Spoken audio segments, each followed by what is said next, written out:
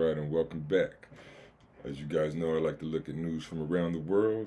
This is Vuyo Emwelo. I'm not exactly sure how to say her name, but this is from Johannesburg. Let's take it back to the beginning. The rise of African nations asserting their sovereignty and pushing for a shift in global power dynamics has unsettled many Western leaders. Now, this including figures like Donald Trump. This African power shift refers to the continent's growing economic influence, strategic partnership with non-Western nations like China and Russia, the increasing demand for reparations, resource ownership, and decolonization of international systems. I am Violet Tungwelo for the African Diaspora News Channel in Johannesburg. The dominance in global affairs view these developments as a challenge to their historical control over African resources, the economies rather, or political decisions. Now, here are 5 or 3 power shifts that can be a problem. The declining Western influence on African economies, that being aim number 1. So African nations are increasingly diversifying their economic partnership, moving away from reliance on Western institutions like the IMF and the World Bank. So the rise of partnership within China through the Belt and Road Initiative and Russia in arms deals and trade. We have spoken of the Belt and Road. We did a video on that yesterday.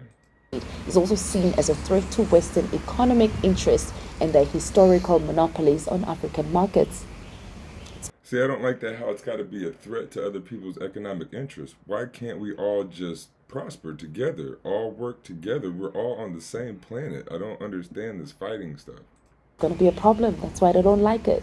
So now this also, number 2, will be the growing calls for the reparations and resource ownership, with African nations having amplified calls for the reparation for colonial exploitation and slavery, as well as the return of stolen artifacts and resources. We've spoken about this.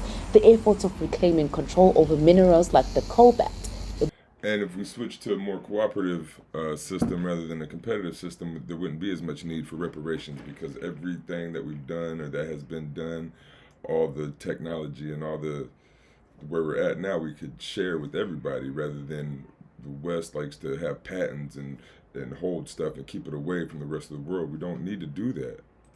Gold, the diamonds, that challenge Western corporations that have long exploited these resources at minimal cost. I've been saying, if Africa wakes up, it's shy. Number 3 will be the geopolitical shifts and the non-alignment.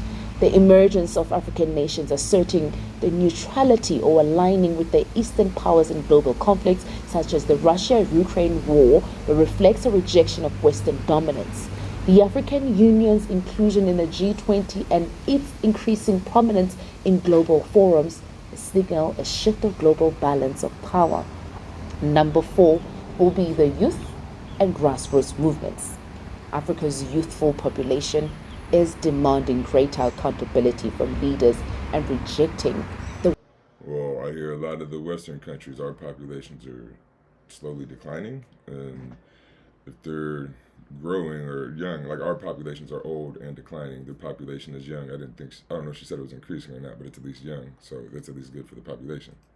Western imposed system. I'm going to leave it here. Leave your comments. Let's have a chat. Like, subscribe. Right on, so that's just a short one. I like to look at news from around the world, like I said. Like, share, subscribe. Like she was saying, I'll leave a link in the description to this video. Until next time, keep looking at things from across the spectrum.